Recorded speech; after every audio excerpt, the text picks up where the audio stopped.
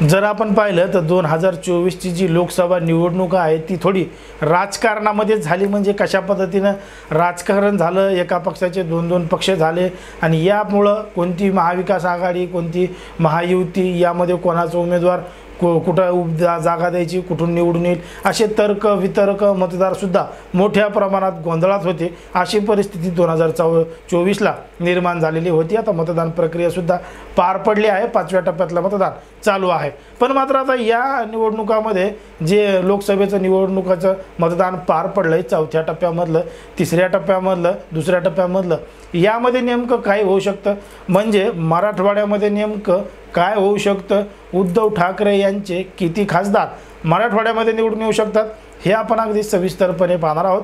कारण की जर आपण पाहिलं तर मराठवाडा हा शिवसेनेचा बालेकिल्ला समजला जातो आणि तो बालेकिल्ला होता सुद्धा। पण मात्र 2024ला हाच बालेकिल्ला आता दोन याच्यामध्ये विभागला गेलेला आहे। म्हणजे उद्धव ठाकरे यांची शिवसेना आणि शिंदे यांची शिवसेना, अशा शिवसेना दोन झाल्यामुळं इथं सुद्धा काटेकी टक्कर होणार आहे। आणि छत्रपती संभाजीनगरमध्ये तर सरळ सरळ शिवसेना विरुद्ध शिवसेना अशीच टक्कर होणार आहे।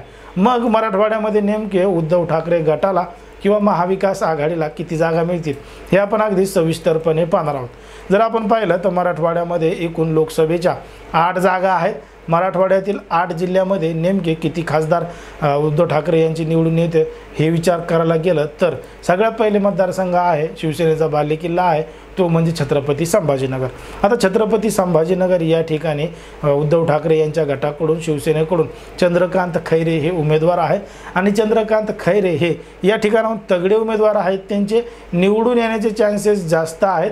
चंद्रकांत खैरे हे 2024ला निवडून येऊ शकतात, खासदार होऊ शकतात असं सुद्धा बरेच जण सांगत असतात। याचं महत्त्वाचं कारण आहे ते म्हणजे 2019ला चंद्रकांत खैरे यांचा अगदी 2-4 हजाराच्या मतानं पराभव झालेला होता, अगदी 4-4.5 हजाराच्या मतानं पराभव झाला होता आणि त्या ठिकाणी इम्तियाज जलील हे निवडून आले होते। आता सरळ सरळ इम्तियाज जलील यांनी चंद्रकांत खैरे यांचा पराभव केला होता, पण मात्र या ठिकाणी त्याला अजून एक व्यक्ती कारणीभूत होता आणि तो म्हणजे हर्षवर्धन जाधव। हर्षवर्धन जाधव हे 2019च्या निवडणुकीमध्ये प्रभावी ठरले होते, ते अपेक्षा होते, पण मात्र मोठं मताधिक्य त्यांनी घेतल्यामुळं चंद्रकांत खैरे यांचा पराभव झाला होता असं सुद्धा राजकीय विश्लेषक सांगत असतात। मग आता 2024ला त्याच पद्धतीची परिस्थिती निर्माण झाली आहे, कारण की चंद्रकांत खैरे हे सुद्धा निवडणुकीच्या रिंगणात आहेत, इम्तियाज जलील हे सुद्धा आहेत आणि शिवसेना शिंदे गट यांच्याकडून सुद्धा संदीपान भुमरे हे निवडणुकीच्या रिंगणात आहेत। आणि पुन्हा एकदा 2019ला जे हर्षवर्धन जाधव निवडणुकीच्या रिंगणात होते ते यावर्षी सुद्धा 2024ला निवडणुकीच्या रिंगणात आहेत। पण मात्र हर्षवर्धन जाधव यांची जेवढी ताकद 19ला होती तेवढी आता राहिलेली नाही असं सुद्धा बरेच जण सांगत असतात। पण मात्र त्याचा काय प्रभाव आहे, किती लोक पाठीमागे आहेत, किती मतदान घेणार आहेत हे निवडणूक निकालानंतर स्पष्ट होईल। पण मात्र छत्रपती संभाजीनगरमध्ये ठाकरे गटाचे जे चंद्रकांत खैरे आहेत ते या ठिकाणाहून निवडून येऊ शकतात, खासदार होऊ शकतात, याची टक्केवारी जरा जास्तच असल्याचं आपल्या या ठिकाणी समजतं। दुसरा लोकसभा मतदारसंघ आहे तो म्हणजे परभणी। परभणी लोकसभा मतदारसंघ हा सुद्धा शिवसेनेसाठी बालेकिल्ला राहिलेला आहे। शिवसेनेचा जो उमेदवार या ठिकाणी दिला जातो तो निवडूनच येतो असं आपण मागच्या अनेक वर्षांपासून पाहिलेलं आहे, कारण की शिवसेनेच्या तिकिटावर परभणीमध्ये कोणताही उमेदवार निवडून येतो, इथं फक्त शिवसेना चालते असं म्हटलं जातं। पण मात्र आता या 2024ला शिवसेना 2 झाल्यामुळं धनुष्यबाण चिन्ह एकनाथ शिंदे यांच्याकडे गेल्यामुळं शिवसेना आता उद्धव ठाकरे यांची मशाल या चिन्हावर लढतीये आणि परभणी लोकसभा मतदारसंघामध्ये या चिन्हावर बंडू जाधव, संजय जाधव हे 3ऱ्यांदा लोकसभेची निवडणूक लढवत आहेत। या अगोदर 2014ला 2019ला ते मोठ्या मताधिक्यानं या ठिकाणी निवडून आले होते, खासदार झाले होते आणि आता 3ऱ्यांदा ते लोकसभेच्या रिंगणामध्ये आहेत। पण मात्र या अगोदर जे आव्हानं संजय जाधव यांना होती ती स्थानिकचे होते आणि स्थानिकच्या लोकांनी बंडू जाधव यांच्यावर अनेक आरोप बाहेरचा उमेदवार म्हणून केले होते। ज्या पद्धतीने 2014ला राष्ट्रवादीकडून विजय भांबळे होते, त्यांनी मोठी टक्कर संजय जाधव यांना दिली होती। त्यानंतर 2019ला राजेश विटेकर यांनी सुद्धा संजय जाधव यांना एक मोठी टक्कर दिली होती। हे दोघंही स्थानिक उमेदवार होते। संजय जाधव हे बाहेरचे आहेत असा आरोप संजय जाधव यांच्यावर व्हायचा, पण तरीसुद्धा ते 2 वेळा या ठिकाणावर निवडून आले। खासदार झाले. आता 2024ला परिस्थिती वेगळी आहे. 2024ला शिवसेना 2 झाले आहेत आणि तरीसुद्धा संजय जाधव यांच्यासमोर जे आव्हान आहे ते महादेव जानकर यांचं असणार आहे.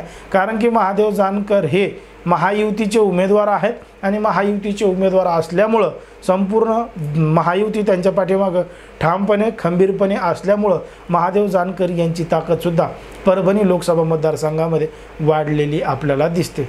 पण मात्र या ठिकाणी निगेटिव्ह पॉईंट म्हणजे महादेव जानकर हे बाहेरचे उमेदवार आहेत, दुसऱ्या जिल्ह्यातले आहेत आणि ते इथं येऊन निवडून येऊ शकतात का, बाहेरच्या उमेदवाराला लोकांनी का पसंती द्यावी, असे अनेक प्रश्नचिन्ह या ठिकाणी उपस्थित केले गेले. पण मात्र तरीसुद्धा महादेव जानकर यांच्या पाठीमागं मोठी शक्ती ताकद असल्याचं आपल्याला या लोकसभा मतदारसंघामध्ये दिसलं.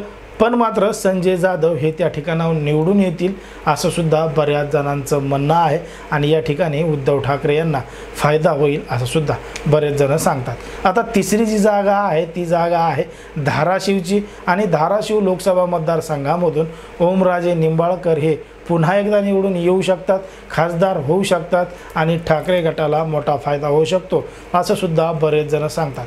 आता ओमराजे निंबाळकर यांचं जे व्यक्तिमत्व आहे ते स्वतः एक खासदार म्हणून चांगला व्यक्ती आहे, चांगला माणूस आहे अशा सुद्धा बरेच जण सांगत असतात, बरेच जण म्हणत असतात.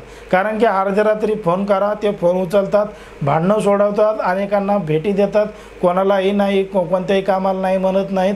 प्रत्येक मतदारसंघामध्ये जाऊन सगळ्यांची कामं पुरण्याचं काम ओमराजे करत असल्यामुळं एक त्यांची वेगळीच लोकप्रियता मतदारसंघामध्ये आहे. मग असा व्यक्ती कोणत्याही पक्षाकडून उभा राहिला तरीसुद्धा लोक त्या ठिकाणी पक्ष पाहत नसून माणूस म्हणून ओमराजे निंबाळकर यांना एक मोठी पसंती आहे आणि ओमराजे निंबाळकर हे शिवसेना उद्धव ठाकरे गटाकडून असल्यामुळं त्या ठिकाणी त्यांना मोठा फायदा होऊ शकतो आणि ओमराजे निंबाळकर हे पुन्हा एकदा निवडून येऊ शकतात आणि खासदार होऊ शकतात असं सुद्धा काही जण आपल्याला या ठिकाणी सांगत असतात. आता मराठवाड्यामध्ये 8 जागांपैकी 3 जागावर उद्धव ठाकरे यांना फायदा होऊ शकतो हे असं आपल्या एकंदरीत वाटतं. पण मात्र हा एक अंदाज आहे, अंदाज बदलूसुद्धा शकतो. खरा निकाल हा 4 तारखेला समोर येईल, काय होईल काय नाही हे समजेलच. पण मात्र तुम्हाला काय वाटतं हे अगदी स्पष्टपणे कमेंटमध्ये सांगा आणि अशाच पद्धतीचे नवनवीन व्हिडिओ पाहण्यासाठी आपल्या चॅनलला लगेच सबस्क्राईब करून घ्या.